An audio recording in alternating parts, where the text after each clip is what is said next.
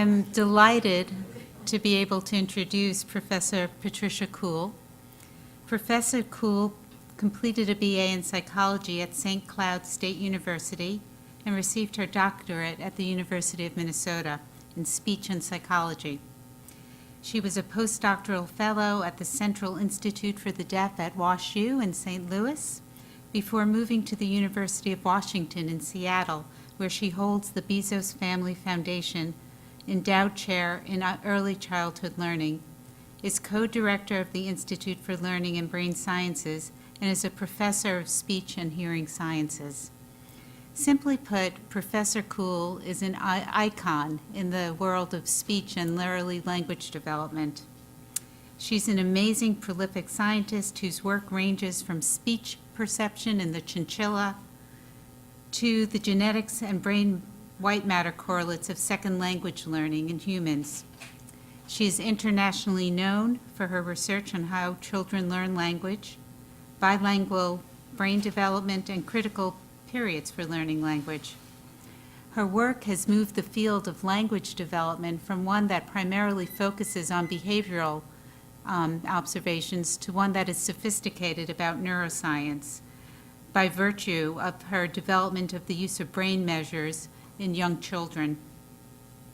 Her work has garnered too many awards for me to go over here, but just to name a few, they include the William James Lifetime Achievement Award, the George A. Miller Prize in Cognitive Neuroscience, and memberships in the National Academy of Sciences and the American Academy of Arts and Sciences.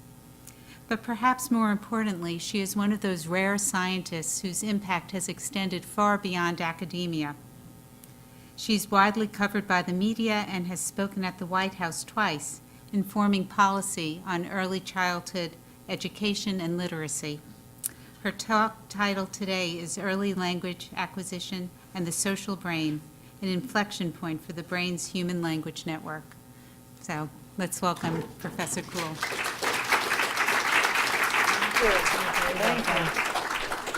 Thank you for that introduction, and it's very exciting to be back. I was here in 2012 when the MEG Center was launched, and that was a very, very fun event, and you'll see some of the work that we've been doing since. So today I want to focus our attention on language learning, the social brain, and how learning comes together in the individual child. I'll spend some time talking about my studies in children with autism, though autism is not my major focus. When you become interested in the social brain and you're interested in language, then you immediately think of the population of children with autism as being very interesting to study. So I focus on babies, the baby brain, and how the brain is built. How does it come together? How do complex skills that infants demonstrate to us all day, every day, how do they come together? What does it take?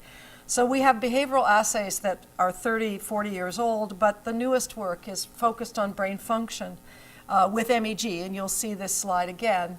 The miracle is that you can put very young babies, newborns, little 2-monthers look like peanuts in the machine, and 6-monthers who are harder to manage, and 12-monthers. It's a technical tour de force and showing us wonderful movies of what's happening in the brain as the baby tackles a task. At the same time, we're really interested in brain structure, doing DTI and MRIs of various flavors, trying to understand the connectivity, particularly in language networks, in executive function networks, and in social networks. And looking at the growth of white matter fiber tracts and other aspects of how the brain of the baby is connecting areas that appear to be all critical for language. Finally, but I won't probably get to it today, we've tucked our toe into the field of genetics and what happens when second language learners try as freshmen in college to master a new language in order to attend college, and we've seen some very interesting studies looking at the interaction between brain growth and white matter pathway growth and genetic composition and learning. But I won't get to those today.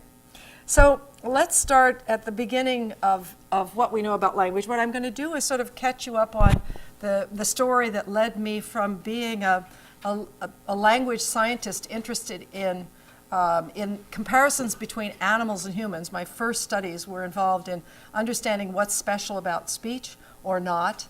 And I demonstrated that chinchillas and monkeys show a cardinal example of what young babies show in the first months of life, the ability to have a very keen perception at the boundaries between categories. And I demonstrated in experiments in 1975 that chinchillas and monkeys show that same peak. That was a very unpopular study at the time. It went against all conventional standard theories of the day, but has been demonstrated to be true. And since that time, by many scientists doing different kinds of studies. So from that time forward, I've been very interested in how do infants actually do it? How does a child acquire a language? Is it true that the Fodorian theory of long ago, remember that Jerry Fodor argued that language is informationally encapsulated and cognitively impenetrable. And it fit with the thoughts of the time that language evolved de novo, and that we didn't really, as we acquired language, borrow or interact with other systems like cognition and social. Now that I'm a strong convert to the social brain, and conversion is really, you'll see the experiment that converted me to the social gating theory about language. I'm convinced that babies, that's my hypothesis, infants are using everything that's available. They're using cognition, they're using social, they're exploiting every possible nuance of what we do with them to acquire the ability to communicate. And so I'm back to the idea that language has these neurobiological underpinnings, and development is going to be a story that involves all of these other systems. In adulthood, we may have specializations so specific to language and speech that they may look modularized. I'm convinced that's not the case in babies, but let's see whether you buy the argument. So here's something that no one debates, that language does exhibit a critical period for learning. Biologists have cardinally used the visual system and binocular vision and other examples that show an animal has a sensitive period for learning. In language, there's no debate about the fact, but there is great debate about the mechanism. Why is it that the cognitively superior adults don't learn as well as the babies? Babies between 0 and 7, as long as the stimulation is there, learn as though it's completely easy and natural. Why do they do that? How do they do that? Another reason to be interested in this period is this is when developmental disabilities take hold. So specific language impairment, autism, Fragile X, and all of the disorders that involve language are taking root in that early period. And so understanding exactly the mechanistic issues that typical babies are tackling successfully, what is the block when children can't do that? And so it isn't the case, I think everybody knows this, but it isn't the case that this critical period, that at the first 7 years, that everything, you're not completely open. The critical period idea is the brain is open at particular times in development to an environmental stimulus. They're specially open at that time. Sounds, words, and grammar kind of operate at different periods. It's not as though the period I'll talk about, that 6 to 12 months in the first year, is the time when the brain is open to grammar. Not in the same way that it's open to the sound structure of the language. So the sound structure, the lexical items, and grammatical rules appear to have different sensitive periods. The one I'm going to focus on is that really early one, the first one. I want to know from the get-go, how do babies crack that speech code? What do they do that we cannot do anymore? 50-year-old goes to Paris and tries to learn the language. It's not that it can't be done, but it is not done with the same mental machinery. It's not done with the same facility. What's the magic that the babies are putting to work? So that's the question that I'm trying to solve. So let's look then at speech, the consonants and vowels that compose speech. That's the system we're trying to understand. Infants have to not only master the sound set that's used by their particular language. There are canonically 40 or so items. It differs somewhat across languages, but the 40 that English uses are not the same that are used in other languages. How do they master that ability? And they also have to master production of it. So what you see here is the mouth posture articulate posture for ah on the left and ah on the right, and below the physics of the situation, what are the main components of the auditory signal, their formant frequencies, the resonance of the vocal tract, what are we listening to? And you'll see how slight the nuances are. F2 is what distinguishes ah from ah. They're not that different in frequency. Babies are tracking really small differences in frequency, really small differences in time, really small differences in amplitude, and mastering it, and so that's interesting. Second thing this slide illustrates is the sound patterns that go with it. Look first at the tongue postures outlined in yellow at the top, ah, ah, they're different. And then listen to the sounds that represent different people producing ahs and ahs. First, ah. Ah. Ah. Ah. Ah. Ah. Ah. Ah. Ah. Ah. Ah. Ah. So you immediately know whether that's a male or a female, old or young. The variance problem has always been a big one. Classically, in speech perception, machines couldn't recognize speech because they can't get past this stage. A machine does not still categorize ah and ah in natural words normally. Speech recognition has taken a top-down approach because the bottom-up approaches all failed. Yet babies do this, and they do this with quite facility. Now, look at those same speakers. Listen to them saying ah. Ah. Ah. Ah. Ah. Ah. Ah. Ah. Ah. Ah. Ah. Ah. Okay, so speech is fun because you hear so much in that information. You practically can tell whether the kid is smiling or not as they pronounce it. So the problem of the baby is to put their minds to work on the sound system that's used to communicate in their culture, and our question was, how do they do it? So studies began to say, do infants do they have the capacity to discriminate these fine differences in frequency and time and amplitude? So a measure was created early in the 70s at the University of Washington to test hearing. And baby sits on a parent's lap and watches toys being moved and distracting them towards the right. And occasionally a sound change would occur from the loudspeaker on the left, changing from ah to e or any two different sounds. And babies were reinforced by learning to turn their heads when they heard a sound change. So you'll see a black box on the left that will light up when the baby does the right thing. Can a baby as young as 6 months old hear the difference between two vowels? This baby is trained to look for the toy when the sound changes. She's being distracted, so she'll turn only when she hears the difference in sounds. The key question, will she turn before the toy lights up? E. E. E. E. E. Okay, she's a genius and she knows it. So in studies in the 70s and 80s, I traveled all over the world with a portable head-turn apparatus and using the sounds of many different languages and the babies from many different cultures, established, along with a lot of other scientists, that babies literally could discriminate all the sound differences used in every language of the world. The mothers and fathers sitting behind them definitely could not do this, but the babies themselves had no trouble turning their heads to any of the sound contrasts used in language. So the babies were what I like to call citizens of the world. The adults sitting behind them were definitely culture-bound listeners. So the main question became, when do they change? When does this citizen of the world status change to a culture-bound listening mode? And it does before their first birthdays. So in one of many studies we published using the sound contrast from one language with babies from two different cultures, we illustrated that while 6-monthers are capable of discriminating all of the sound contrast, adults definitely can't. Janet Worker had shown the decline in foreign language perception, but this was the first study illustrating that at the exact same time you see a decline in foreign language processing, you see a comparable increase in native language processing. And in individual babies, you see this correlation. As they increase on native, they decrease on foreign language sound perception. So obviously the question is, what's the magic in between? So this we called a sensitive period for learning the sound structure of the language. And the question is, what are they doing during that period? What are the kinds of mechanisms that are being deployed to show this very big transition? We also illustrated later that you could do the same kinds of measures with a brain, a brain technique. So event-related potentials and the mismatch negativity, that MMN.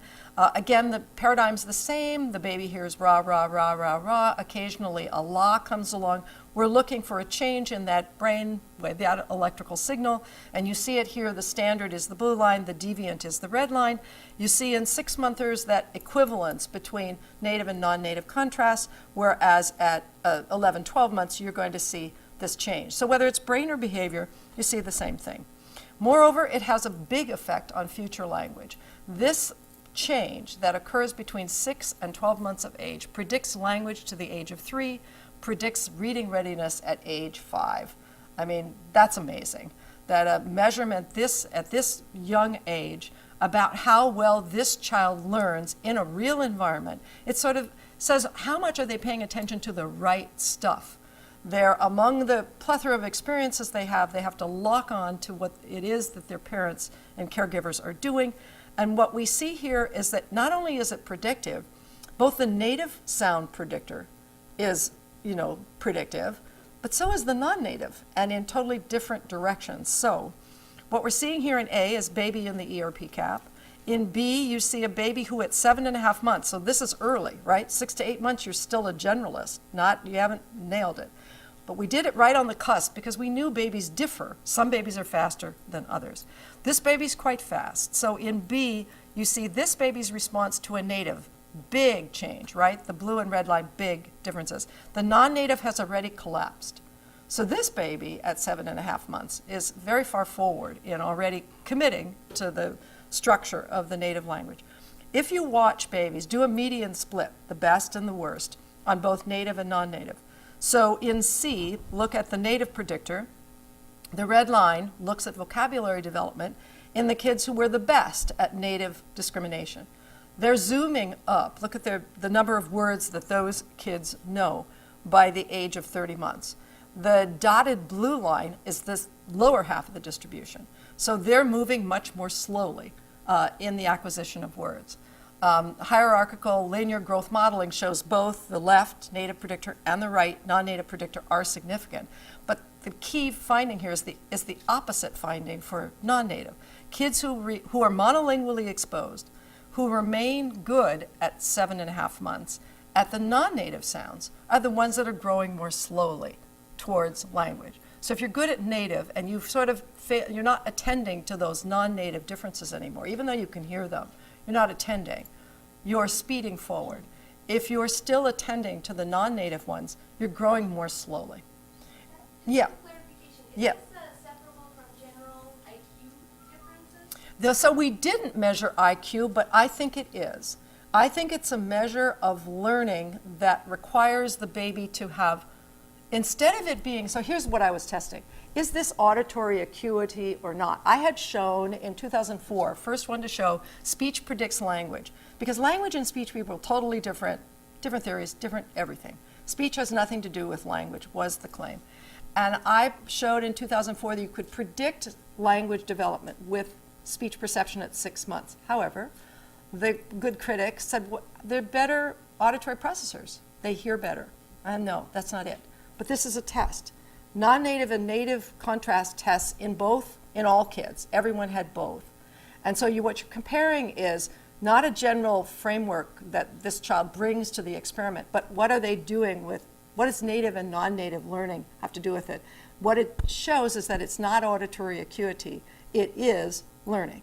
And so for me, this was an illustration that babies learning in that first 6 to 12 months is critical to the rest. And for me, that was important. We were on a learning model. So then the question is, what kind of learning is it? What did we have as learning theories early on? 50 years ago, even more now, ages ago, it was Chomsky versus Skinner. The learning mechanisms were definitely not interesting, right? They were reinforcement and shaping. And we knew that parents were not shaping this learning in children. They don't even know what's going on. And so we were looking for better learning mechanisms. So what came along? Reber and others who had recognized the value of implicit learning early had a kind of resurgence in the work of people doing How are infants learning from the stochastic properties that they're presented with? So this has gone wild. It's wonderful. Kids learn amazingly just by being in the environment and letting their sensory systems process. So the work of Jenny Safran and Dick Aslin and the work of many people showing tons of examples. It's real, it's there, it's important. What we added in 2003 is that there's a completely different mechanism, something not predicted by, a theory, and that is that there's a social component here, social factors, social interaction, social context. Babies required, in the experiments that I'll show you next, a social person delivering the information in order to learn. And that was revolutionary because linguists hadn't talked about social. Chomsky probably does accept it now, but wasn't talking about social processes, right? So we're in a phase in which the learning theories were getting modulated. They were getting more interesting. They were getting more complicated. So let me illustrate that, just a simple explanation. I'm going to let you listen to a signal that infants love, and there's going to be more to say about this signal. Parentese, motherese, that signal that we all use when we address speech to infants as opposed to adults. So here's two examples of an American woman, a Japanese woman, producing motherese to their children, and then I'll show you the kinds of cartoonish statistics that they're able to take. I love your big blue eyes. So pretty and nice. うわー、大きな茶色いお目目。そして綺麗な黒い髪。 Okay, so the characteristics are pretty clear. There's a higher overall pitch. The very curvy intonation contours used. It's much, much slower, okay? And so this is what babies, in experiments on statistical learning, the distributional properties of the language are key to children's perception at this time. Or put it this way, we can manipulate babies' discrimination of two signals by changing the distributional statistics. If they're listening to the distributional statistics on the left, that's like English, lots and lots of R's, lots and lots of L's, and nothing in between where the Japanese flap is. If you look at Japanese infants' experience, the flap, that intermediate sound, is very plentiful. R's and L's, canonical English, are not very present. If babies listen to those two kinds of distributions for a short period of time, you'll change their perception. Okay, so we have demonstrations, at least in laboratories, with very simple, so I'm going to underscore that, the kinds of experiments on statistical learning are still quite simple. It's not like natural language.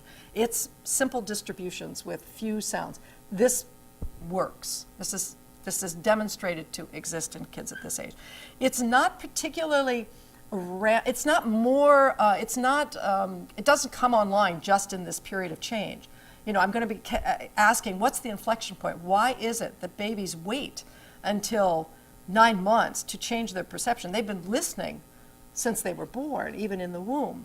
So are they building up statistical distributions and then, non-native speech falls away? Or is something else newly happening right at that period? And so I was very interested in that.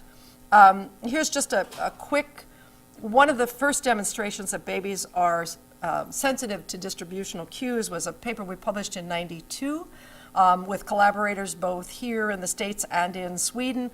The babies are Swedish or English, and the stimuli are Swedish or English. So English is in red, and the blue are Swedish vowels. These are all variants on English or Swedish vowels. Babies were tested in head turn. The prototype, or the best example of the category, was the background sound.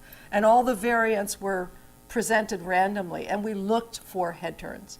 And we were trying to see, by 6 months of listening in the crib, in your native country, have you learned from distributional properties, or is it too early to learn? And what we illustrated is that in both the American babies and the Swedish babies, that their native categories, so at the top you see the extent to which babies generalize their responses, meaning how far away did you have to go from the prototype before they started making head turns? When could they hear it as different? And what it shows is that the red line for the American infants is higher. All those stimuli and the rings around the prototype were very high with regard to babies would just treat them as though they were the background. Whereas when they listened to the Swedish vowels, they did that. They could hear differences right away. And Swedish infants doing just the opposite. They categorized the Swedish variants and not the English variants. So we had evidence that this distributional property, the ability to pick up on the statistics of the language in a natural environment. We didn't run an experiment and give them some sounds to listen to. They just grew up in one country as opposed to the other. It works, they're paying attention to that. So then I said, well, can infants take statistics on a brand new language at 9 months? And the reason I asked that question is, why are they waiting so long? Why does it take till 9 months? Maybe, okay, this distributional buildup idea. So we had known from our studies in Taiwan that when you look at Chinese sounds, a fricative contrast, I can't even hear the difference between it myself, but all of my native Mandarin-speaking postdocs and grad students could, and all of the babies could at 6 to 8 months. That's what we were testing in Seattle and Taipei. 6 to 8 months, they're equally good and right around 65%. And then 2 months later, it's the Taiwanese kids really shooting up and the American babies getting worse. And of course, what every baby's doing is exactly what they should be doing to learn the words of the culture. The words of the culture are being learned at that, that second half of the first year. 8 months, 9 months, 12 months. Parents begin to recognize their kids can understand words. And so these kids are changing at a time when it's going to be very helpful. So the idea was, let's intervene. Here's the backdrop, but let's do a new experiment where we intervene. 12 sessions, 25 minutes each, 4 different talkers. They hear a lot of syllables right in this critical moment. And here's what that looked like. Jasper， 早安 Finn， 嗨，我们要来讲一个故事哦。今天要讲的故事是《小熊七七探险记》，来看看发生了什么事情哦。小熊七七在这里，一个绿色的圈圈，绿色的圈圈，绿色的圈圈，再转一下，转一圈，嘿，一圈，再一次哦，转1、2、3。Okay, so what we asked is, what did we do to their little brains? What do you do when a baby's exposed to for the first time for 5 hours? It's really only 5 hours in that critical period to their ability to discriminate those Chinese sounds. We ran a control group because, of course, just coming into the lab looked kind of fun. And so control group babies came in, American graduate students, same books and toys, but speaking English. So thankfully, those exposed to English didn't change. So they just looked as though they hadn't heard any Mandarin. But the kids who had been exposed to Mandarin were statistically equivalent to the kids in Taiwan who'd been listening for 10.5 months to that language. They learned amazingly rapidly. And so this contrast between amazing learning and no learning whatsoever, and this noticing that the babies seemed to enjoy the experiments, led us to do this experiment. So we brought in another 32 babies and said, what if we take the human being out of the equation? To what extent is that human being doing something to the learning that seems to be going on? And what we saw, we also ran a condition, because everybody predicted this one was going to work in the lab. And a second one was babies looked at a teddy bear on the screen, but they just heard the soundtrack of the natural exposure. And the answer was that none, either the audio or the TV condition worked whatsoever. They were flatline, nothing. And our outcome tests were not only behavioral, but they were brain. So we were doing ERPs on all the kids to illustrate what it was that brain responses, thinking they might be more sensitive. We saw the exact same thing in both. So again, this led us to the hypothesis that the social brain is in control. And I started using for the first time the social brain as gating this kind of learning. And we hypothesized that it was both the information provided by social stimulation, but also the motivation provided by social stimulation. And we now have data to support both of these. But let's look first at our brain study. So that led us to say what's happening in the brain. We invested in a $2.5 million magnetoencephalography machine, or MEG. MEG is beautiful because it's silent. It's not introducing anything, silent, safe, and tractable, except it's difficult. It's very difficult to put babies in the machine and not have them move too much, but we're tracking their head movements and correcting for motion. So we ended up publishing a study in which brain results suggested that the motor system's participating right from the beginning, that the Broca's area and the cerebellum are active as soon as the baby hears speech. And the motor activation as well as auditory activation change with development. So let's look at that baby again. I think the fun thing about this is while it's extremely hard to do these studies because it takes special software to take out these movements, and sometimes babies slip down so low that the helmet, the doer inside can't see the brain anymore. So I mean, these are not the simplest things to do, but we have made it quite tractable. We're good at it. This baby's listening to syllables and words over insert earphones. But what do we see that we couldn't see in elegant behavioral experiments? We could see the activation and participation of motor systems. So this is a 12-monther monolingual, one that's already kind of committed to the English sounds, but we're testing the baby with both English and Spanish. Focused on auditory areas and Broca's area. Cerebellum was also a focus. We were measuring the arcuate, but I won't talk about that. What you see at the bottom is, well, you see these bubbles. The bubbles relate to the strength, the volumetric data, the strength of firing. The red line represents auditory, the blue line represents motor. Motor was active all the time, but we were interested in what happens when you change from the background to a different English sound, syllable, and you could see that the red line goes up, it increases auditory, but Broca's area stays about the same. However, when you play Spanish, the baby's auditory system does not detect the difference at 12 months, but the motor system is very active in response to Spanish. And what we argued is the fact that the six-monther activates to everything. All native and non-native Broca's and active to everything, not distinguished. But by 11, 12 months, auditory increases for native, Broca's increases for non-native. And we started to argue that what the motor system is doing is attempting to simulate, attempting to model what you might have to do with your motor apparatus to create something like that. We know from imitation studies that right around 20 weeks, they can begin to imitate what it is that they see and hear. But it takes quite a little. Speech is very complicated. You don't see perfect speech until kids are quite a bit older. By 10 months, though, they're babbling in a way that listeners can describe the prosody and the other parts of babbling as probably sounding more Chinese or more English, or they're moving in prosodic and segmental cues towards that language. What we're now arguing is the motor system is involved right from the beginning, that the motor system is informing, doing something to inform encoding, and that by 12 months, when the system is dedicated to native sound patterns, their motor systems are also becoming, dedicated to the production routines of that language, and it becomes more difficult to create those motor patterns for a signal you've not been exposed to and you've not heard. Yeah. It's fascinating. It seems to imply that not recognizing non-native sounds is not that it doesn't hear it, but Right. actually actively blocking it. Yeah, well, And it's the motor response to it, which suggests that really is what's happening. Right. It's an active right. action. Yeah, this is not strictly speaking auditory.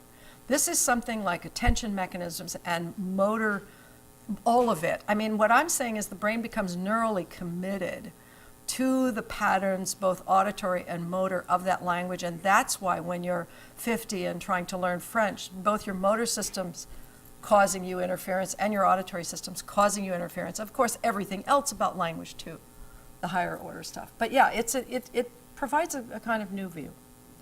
Okay, so I want to show you a little bit about our studies on bilingualism, and the movie here gives you a good idea of what it takes to get a baby ready. First, we brought the 11-month-old babies into the lab with their parents. This is a Half the postdoc, babies were from Naya monolingual Farhan English-only Ramirez, households. doing these The other studies. half of the babies, such as the one in this video, were from Spanish-English bilingual households. Our researchers first prepared the babies for data collection. They used a hat and a special digitizing pen to track the shape of the baby's head. This procedure allowed us to continuously monitor the baby's head position as they moved in the scanner. Then we brought the babies into the MEG room. They sat on a special high chair beneath the MEG helmet with their parents sitting nearby. The babies listened to a stream of sounds such as da's and ta's. Some of the sounds were specific to English and Spanish, and some were common to both languages. Da, da, da, da, This is one perfect da, baby. da. When we looked at the brain responses, we found that at 11 months of age, the brains of monolingual babies are specialized in processing the sounds of English and are not sensitive to the sounds of Spanish. The brains of bilingual babies, on the other hand, are specialized to process both languages, Spanish and English. All right, so you've already seen this graphic. What we also noticed about the bilingual babies when compared to monolinguals of the same age is how active the prefrontal cortex is. So those of you who know the executive function literature know that there's some controversy about this, but in general, there is some of the executive functions are enhanced in bilingual speakers at all ages. And this prefrontal activation, which allows them to switch attention from one to the other, may be what we were seeing. Here are some tests that we designed ourselves with Jessica Summerfield about executive function tasks. So the idea is that bilingual babies aren't smarter, but they're more capable of inventing a new solution to a problem when they're bilingual. So on the left, you see a baby who's given a baby-sized cognitive flexibility task. A toy is put into a plexiglass box, but the door is only open on one side. It's open on the left. And so babies push, and they do all kinds of things. Pushing is very common, but all babies solve this problem. They can always pull it out of the one door that's open. None of them fail. The hard part comes when you switch the location of the door, turn the box so that now it's on the right from our perspective. And babies will do what we do. They go back to an old solution for a new problem, even when it doesn't work. And so here's this represents a statistical outcome generally, but this baby doesn't solve the problem in the allotted time. They keep going back to the old problem. But the bilingual baby, given the same experience, does, they push, but this baby finds it, as they all do, in the door that they got used to. But then you'll see how rapidly this child adapts. The hardest part here is to give that toy back, right? So again, they see it open on the right, and she will briefly go to the old way, but very rapidly works very hard to get it out of the new door. Okay, so the statistical result is they're better. They're better at this aspect of problem solving. So I'm going to skip very rapidly, but I've taken this method and curriculum to Madrid, where they have infant education centers, and in 1 hour a day, I'm showing with 1 hour a day's experience, that kids from 7 months to 33.5 months, when compared to the standard bilingual education that they have in the past been using in Madrid's infant education centers, they zoom way forward on the learning of English. A social method, 1 hour a day, play-based, lots and lots of language, parentese, they learn magically. There's our baby bilingual graduates. So it's very fun to do translational work, but I want to move on because the time is running short, and I want to tell you a little bit about the studies we've done on children with autism. There haven't been that many, but I think they're really, really interesting when you take the perspective that babies are putting together unbelievable learning mechanisms with a social context, and that's how they have a leg up on autism. That's how they have a leg up on language. And then contrast that with children with autism who are not interested in faces or voices. You come up with interesting measures of what might be happening. So this is a study on parentese. For those of you who have never seen the acoustics, this is what parentese looks like. The adult-directed AD speech at the top. I had a little bit, and the doctor gave me Bendectin for it. ID speech at the bottom. She turns to her 2-monther and says, "Can you say ah?" Say ah. Hey, you. Say hi. I mean, up to 700 hertz in that last one. There's big excursions in pitch. It's very slow. It's very, and it's the average pitch is high. In 97, we also demonstrated in a cross-language experiment that this isn't just cute speech, it's actually speech that should be easier and clearer to understand, because if you analyze the acoustics of the situation, the blue triangle is how mothers in these 3 countries talk to another adult. The red triangle is how they talk to their infants, and all 3 languages have the e, ah, oo, sounds as the point vowels as they're referred to. So what we do when we speak to babies is work harder. We speak more clearly. We have exaggerated acoustics, and we have exaggerated facial postures, and it's a signal that babies, regardless of the language they're listening to, love to listen to. You give them a choice between standard speech and parentese, mothery speech, they will make the head turns or kick their legs or whatever they have to do to turn that one on, regardless of language. If you look at parents, garden variety parents across socioeconomic status, if parentese is prevalent in the home, so on the vertical axis you see percent time parentese one-on-one, and on the horizontal we're correlating that with words processed at 24 months. So on the left, you see that parentese speech in homes with no instructions to the parents. We're just recording them with Lena recordings for 4 days. And you can see that parentese is correlated with good outcomes, whereas standard speech from those same parents has no effect. It's not, it looks like a slight downturn that's not significant. And if you coach parents about the power of parentese, the fact that we have a correlation between parentese and language development, you don't give them any instructions, but you tell them at 6 months and 10 months by recording them at home, here's your prevalence of parentese. Here's the average of parents that we've done before. It's like providing them a Fitbit. You're giving them some information and letting them do with it what they want. What do they do with it? They increase the amount of child-directed speech. They increase the proportion of parentese and infant language, whether measured as babbling. Now we've got the data. It's not shown here. This is 14-month data. We have data at 18, 24. We've got 27 and 30. It gets bigger over time. These kids, when parents are given instruction at 6, 10, and 14 months, it changes what they do. That changes language. It seems to be sustained, and that's exciting. What happens to kids with autism spectrum disorder? Well, for one thing, they do not like parentese. When you contrast parentese with a non-speech analog, so this is taking the formant frequencies of speech, pairing them with pure tones, and following the amplitude envelopes over time. It sounds like a computer warble. So if you ignore the color of the dots and just look at the correlation, we're correlating autism symptomatology with the percent turns to turn on the non-speech analog. So there's a relationship, statistically significant relationship between an autism child's preference for the non-speech analog and their symptomatology. Children look, when they are in this experiment with ASD, as though they do not like that exaggerated signal. And if you give them, this isn't showing this here, but if you give them an auditory visual signal, they will cover their eyes. These are 18-monthers. They do not like looking at the exaggerated face, nor do they like listening to that exaggerated signal. And when you break this down, that's what the colored dots were meeting in the last slide.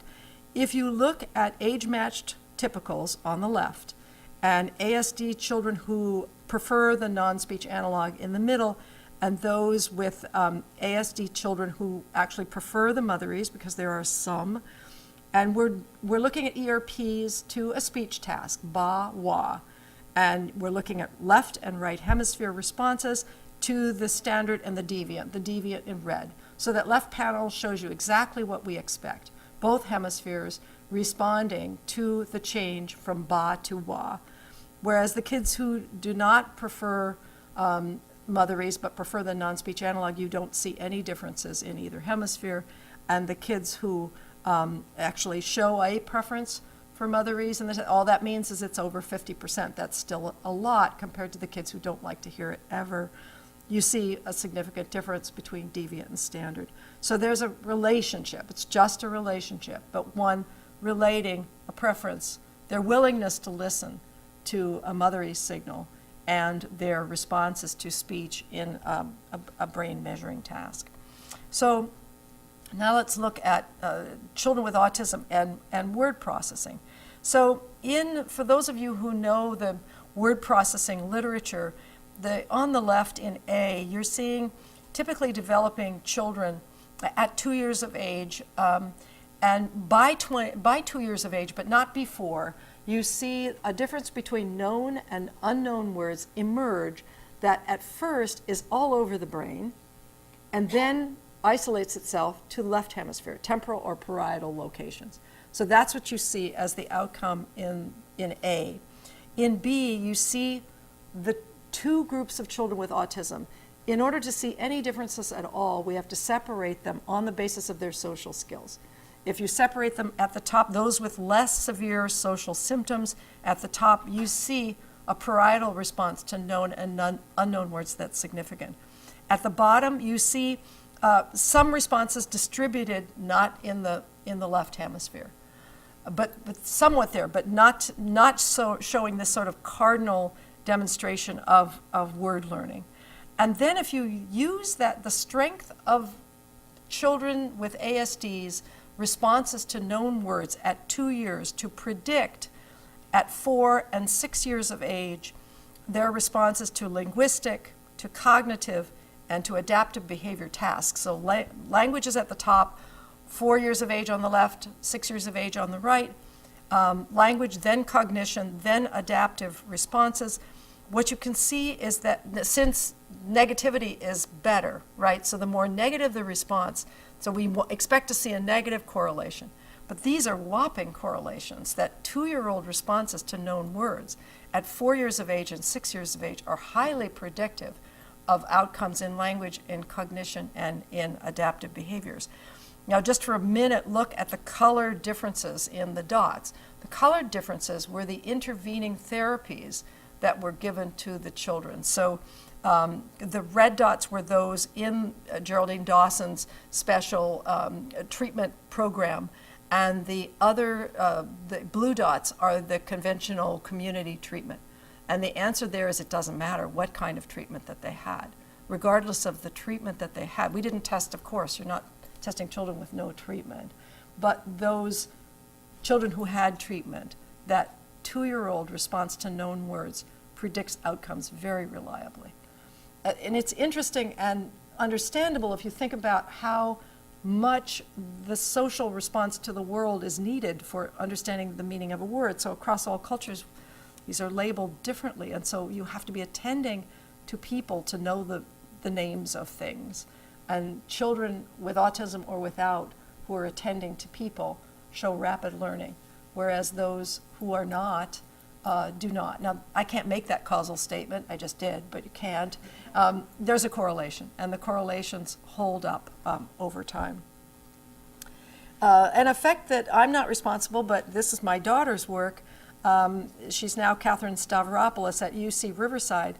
She's trained by Hilliard and the people at UCSD, and then went to Yale Child Study Center to study autism. And she's now at UC Riverside, assistant director of the Autism Center. And she's looking at the SPN, which is a measure of the brain's reward system, reward response. She shows faces or arrows, faces smiling or frowning, arrows up and down, as an incidental stimulus following a computer response. They're playing a game, and they're guessing, trying to be, quote, right, but it's set up so that they're going to be right 50% of the time regardless of what they do. And then they know there's a pause, and then they're going to see a stimulus. The typical children, when they know the stimulus they're going to get is faces smiling or frowning, give you the SPM, that's the black bar on the left in response to faces, but have no reward system response to the arrow. The children with autism show a totally different and opposite pattern. The response to the arrows gives you a reward, gives you the SPN, but the faces do not. So the good news is the reward system is working as you'd expect it to work, meaning it is showing you a reward response under some conditions, but not a condition in which the reward is a social stimulus. So I think it's for in future studies, the understanding that we could gain by adding the reward system. I'm looking at executive function areas. I'm looking at social areas. I'm looking at language areas to actually explicitly look for the reward system, to understand how social and reward get linked and how early in development. So Catherine's studying 6 to 15-year-olds. So that's not babies. I mean, these would be very interesting tasks to do in babies, to look at whether social reward is just there for a face stimulus from the beginning, or whether it takes time and experience to develop, and we don't know that. So I have more data to present than I have time, but I want to say one more thing about kids learning from screen. So I told you that in the exposure experiments we can, or I think I did, that we can track a baby's eye movements as the foreign language speaker holds up a toy and names that object in Mandarin. Babies whose social skills are better, meaning kids who are watching her but also tracking what she's looking at as she names it. The eye tracking data correlate very strongly with ERP learning outcomes. The babies whose social skills are higher are learning faster and more, learning better. So that's the social stimulus as information. I've also been interested in the social stimulus as a motivator. What is it about being with other humans that's motivating with regard to learning? And we have an outcome published just recently to show that when two babies learn together, they learn better, even when it's a hard learning situation. So what we did in this experiment was use the old videotapes from 2002, the ones that showed no learning whatsoever, and compared babies learning solo with babies learning in pairs. And we made it a touch screen so that it brought babies' attention to the screen. So every time they touch the screen, they get 20 seconds of visual auditory stimulation in Mandarin. It's the original study videotapes. And so kids learn to do this. They get a checkerboard and they know they have to put their hand up there again. Okay, so we wondered what happens when you've got babies learning solo versus learning in pairs. And the hypothesis was that they would communicate with one another, show each other how to do it, imitation, all of that social cognition they would put to work. And that was our hypothesis. And we did support the hypothesis very, very strongly that the presence of a second baby produces the MMN, whereas the kids in the solo condition did not show it. And this slide looks at the blue area of the ERP record and the gray area. The blue area, a positivity there is shown with kind of association experience with the signal, but not discriminative learning. The gray area is where you see the MMN, and what these data show is that only in the paired infants at the top, at both CZ and FZ, you see that MMN. It's just not there in the babies who were learning solo. So we had proven our hypothesis, but we looked at the videotapes trying to find evidence that they were teaching one another, because that was the idea. They're supposed to be teaching one another. They're helping each other. All kinds of hypotheses were floating around the lab, but the videos showed no evidence of that. They stare at each other, but they don't do anything to help each other. So what is that about?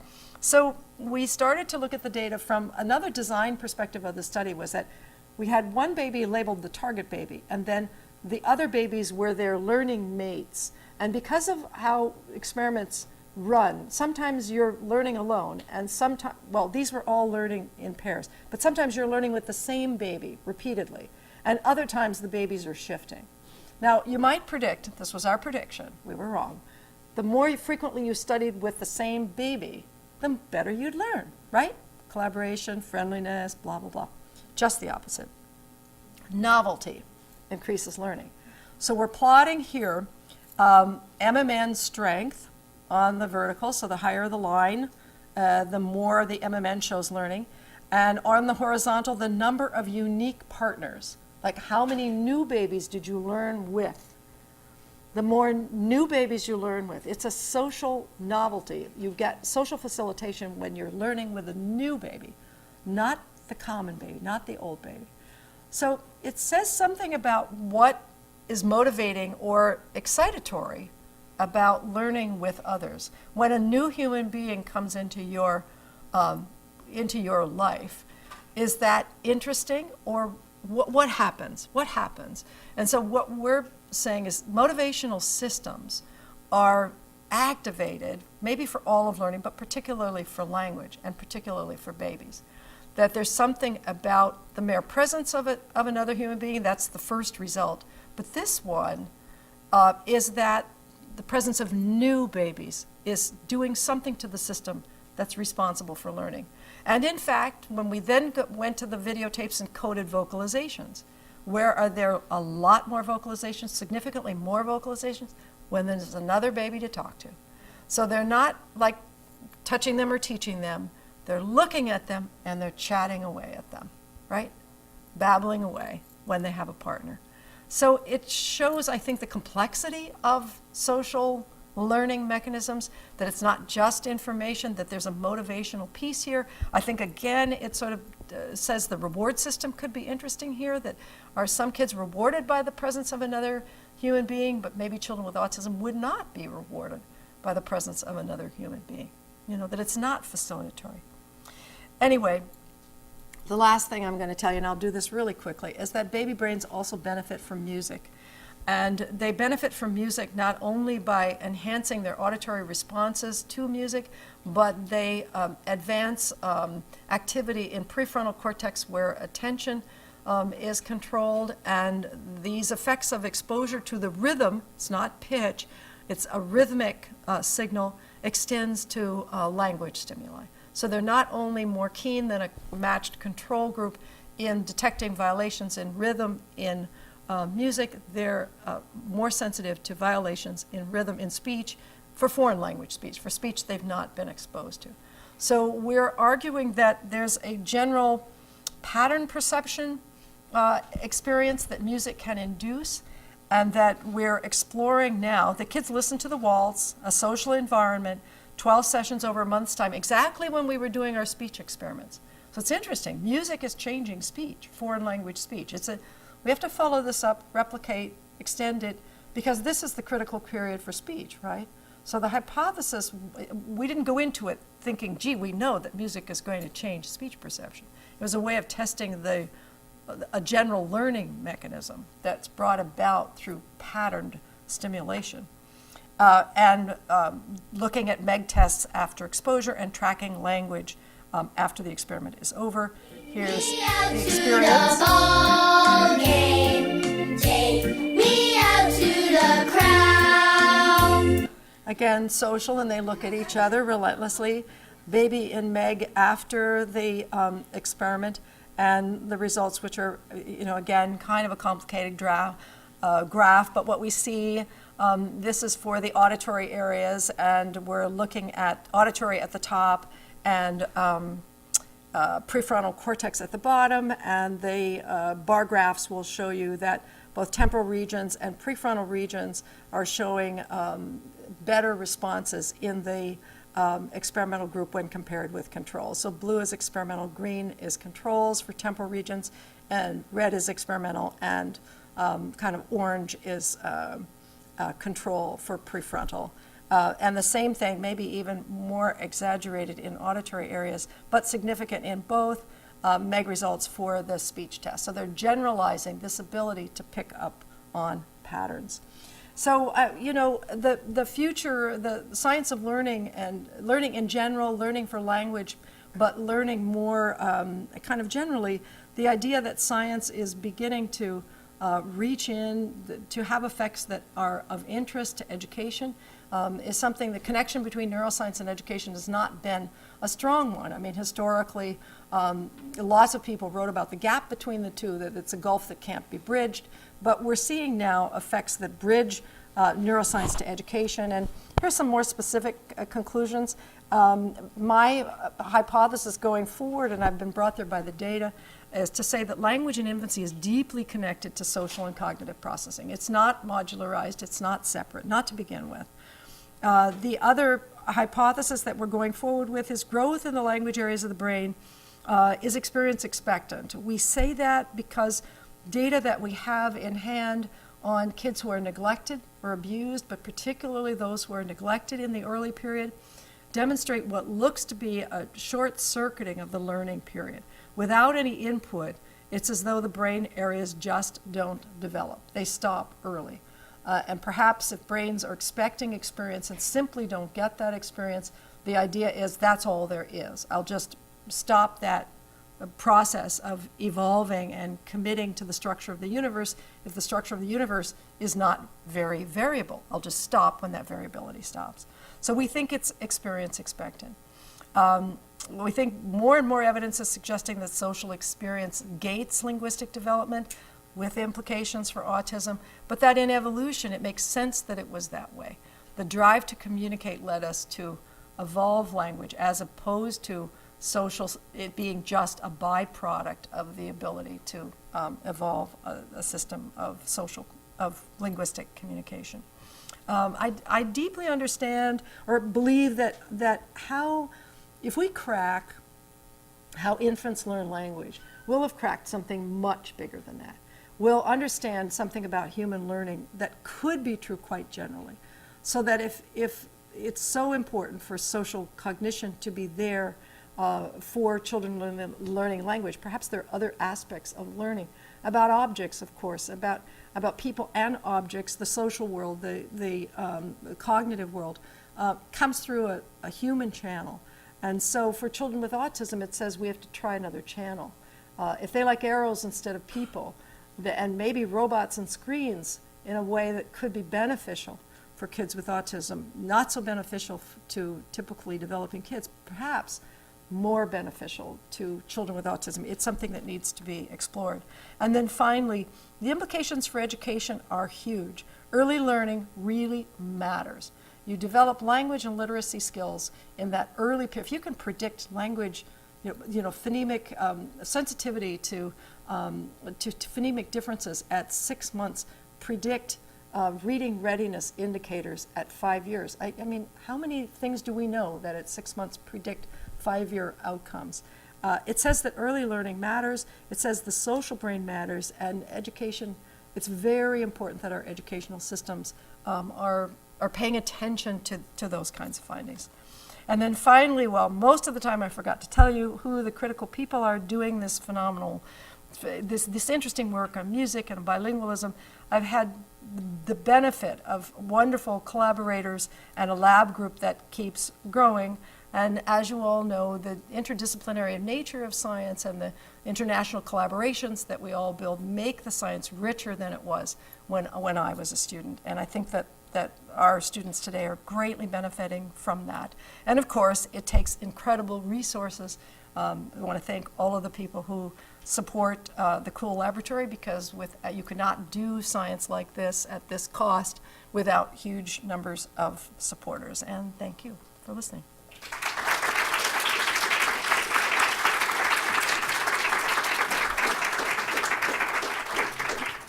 So I'm willing to take questions if that's okay. I mean, we've kind of gone past the time, but go ahead. Experience expected, that's a term which almost seems to suggest a genetic predisposition, like the neurons need to feed on sensory stimulation. Yeah. What do you think about that? Well, I mean, this is Bill Greeno's old distinction between experience expectant and experience dependent. So for me, experience expectant sort of links to this idea of the critical period. If there are critical periods, it means something's got to be controlling the opening and the closing. They don't exactly close, but they certainly do narrow. So what opens it up? I mean, I've been asking myself, what's the inflection point? What takes babies so long to change?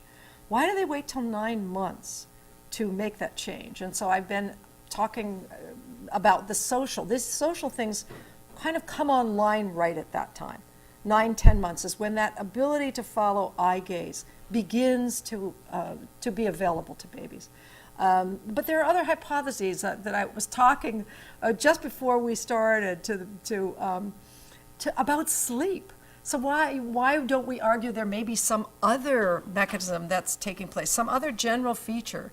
If sleep causes consolidation of memory and learning in a new way from 6 to to 9 months, or right in there. Why isn't that? That's testable. That's testable.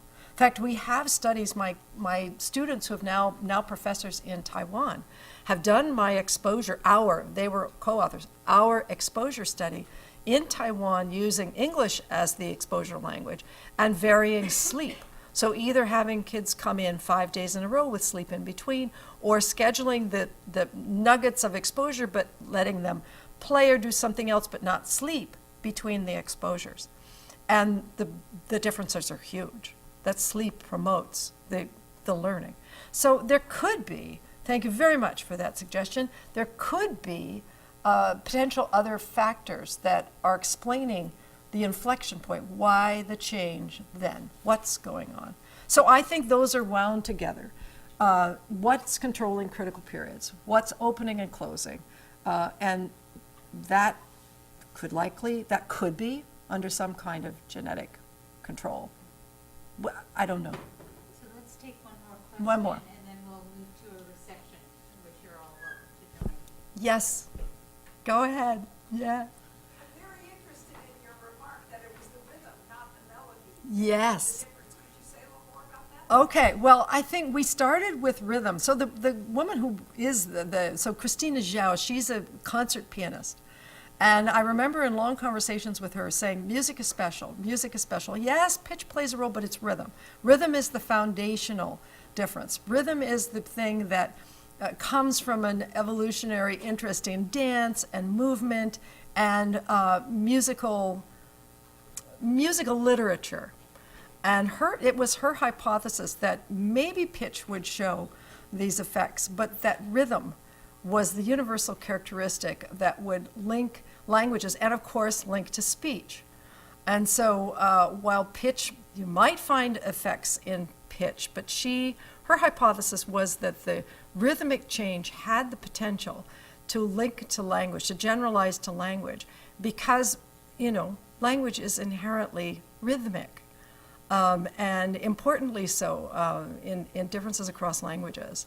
So what's your idea, Stephanie? I mean, you're the expert in prosody. Tell me, I've not had the chance to ask you, what do you think about rhythmic effects, and which should be more foundational, rhythm or pitch? Well, the reason I ask is I'm doing some work with Lauren Zipson at the Institute for Health Professions. Right. And she has a hypothesis that it's the rhythmic aspect of melodic intonation therapy that makes the difference. Okay. Trying to test that. Okay, so yes. So these curative effects of music in people with aphasia, deep, serious aphasia, that through music and through especially the temporal patterning of music can bring back aspects of language. That's an old study. I don't know where that is in the literature these days, but I think it's an interesting hypothesis. And then there's the whole interesting, somewhat thought-provoking concept that if you can't find the beat, there are other things you can't do. Yes. Well, and what's the foundation of dance? The foundation of dance is the rhythmic pattern.